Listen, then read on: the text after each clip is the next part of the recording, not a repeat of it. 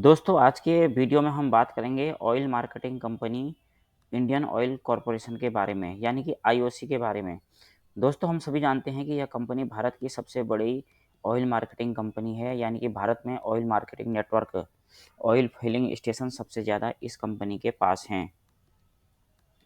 दोस्तों कंपनी का शेयर फिलहाल 96 रुपये के आसपास ट्रेड कर रहा है और कंपनी के शेयर की हम पिछले परफॉर्मेंस की बात करें तो 3 महीने में कंपनी हमें 25% का रिटर्न दे चुकी है। 1 साल में कंपनी 36% का रिटर्न दे चुकी है। पिछले 3 सालों में कंपनी ने 67% के रिटर्न दिए हैं और पिछले यानी कि साल 2023 में अभी तक कंपनी 26% तक के रिटर्न हमें दे चुके हैं। फंडामेंटल रूप से कंपनी काफ़ी स्ट्रॉन्ग है क्योंकि इस कंपनी में एफआईआई, पीएफआई और इंस्टीट्यूशंस अपनी हिस्सेदारी को लगातार बढ़ा रहे हैं।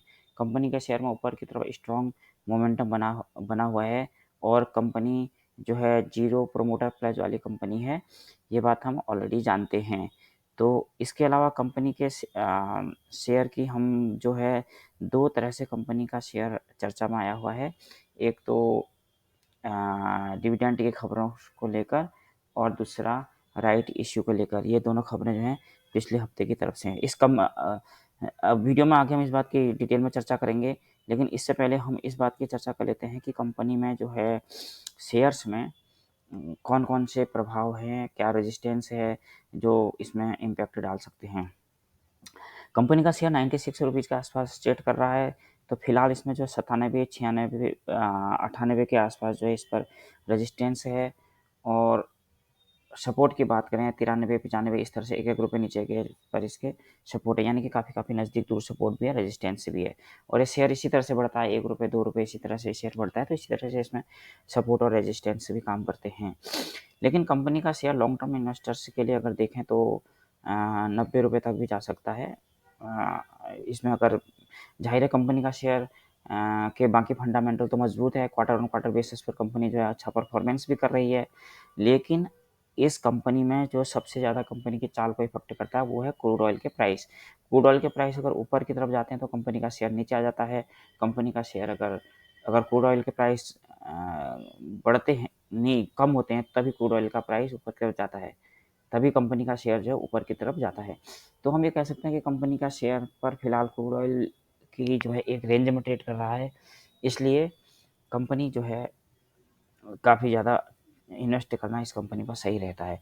ये अगर किसी तरह से क्रूड ऑयल के प्राइस काफ़ी गिर जाते हैं यानी कि काफ़ी किसी का बढ़ जाते हैं तो कंपनी को अपना टारगेट अचीव करने में यानी कि कंपनी को 120, 125 तक या शेयर जा सकता है। लेकिन कम क्रूड ऑयल के प्राइस काफ़ी बढ़ जाते हैं। यूक्रेन और रूस में के बीच युद्ध के जैसे हालात हो जाते हैं, तो कंपनी का शेयर 80 रुपये तक भी जा सकता है लेकिन ऐसा स्थिति कभी नहीं आएगी। नहीं तो 90 से 92-93 के आस-पास हम इस शेयर को एवरेज कर सकते हैं। लेकिन 80 रुपये तक जा सकता है तो भारी संख्या में खरीदारी करके इस शेयर को एवरेज कर सकते हैं। ये मैं लॉन्ग टर्म इन्वेस्टर्स की बात कर रहा हूँ। तो क्योंकि कंपनी फंडामेंटल रूप से काफ़ी स्ट्रॉन्ग है और इसलिए जो है कंपनी में बने रहने की राय जो है दी जाती है। और अगर इसमें हाल ही में जो है ब्रोकरेज हाउसेस की रिपोर्ट्स की चर्चा करें, तो कई ब्रोकरेज हाउस के जो है टारगेट अचीव हो चुके हैं। एक्मे ग्लोबल का टारगेट अचीव हो चुका है, इसमें 101 का शेयर ने हाई बनाया था, 100 का उन्होंने टारगेट दिया था। हालाँकि जब शेयर 87 रुपये के आसपास था लगभग मई के महीने में 17-16 मई के आसपास ही सारे ब्रोकरेज ने इस पर टारगेट दिए थे।